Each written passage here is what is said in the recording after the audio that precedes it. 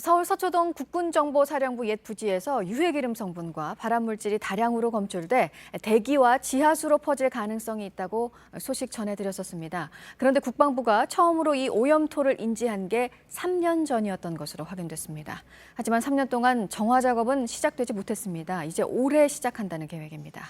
김태영 기자입니다. 서초동 정보사 옛 부지에서 기름 오염 성분인 TPH를 비롯해 벤젠 등 인체에 유해한 다량의 오염물질이 처음 발견된 건 2016년 8월입니다. 국방부가 오염토를 인지한 지 3년이 흐른 겁니다. 해당 부지는 TPH 허용 기준치의 40배를 초과했고 발견 즉시 정화가 필요한 대책 기준치보다도 14배 가까이 오염됐습니다. 벤젠이나 크실렌 등 발암물질로 알려진 오염물질들도 대책 기준치를 넘겼습니다. 그런데도 3년 가까이 되도록 정화 작업은 시작되지 않고 있습니다. 실제로 어느 정도 오염이 됐는지 식별하는 데 시간이 좀 필요했고 그 절차하는 데 과정이 좀 걸렸던 것으로 보입니다. 국방부는 해당 부지를 토양환경보전법상 군사시설인 3지역 대신 상업시설 등 2지역으로 기준을 상향 조정하는 과정에서 지연됐다고 해명했습니다.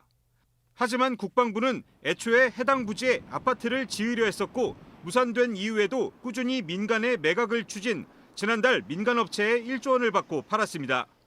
서초구청 관계자는 매각 예정지였기 때문에 팔았을 때 나중에 사용하게 될 예정지로 기준을 잡게 된다며 국방부가 처음엔 군사시설 3지역으로 신고했었다고 설명했습니다. 처음부터 민간에 매각할 계획이었는데도 오염 정화 기준이 낮은 3지역으로 했다가 뒤늦게 바로잡는 과정에서 정화만 늦어진 겁니다.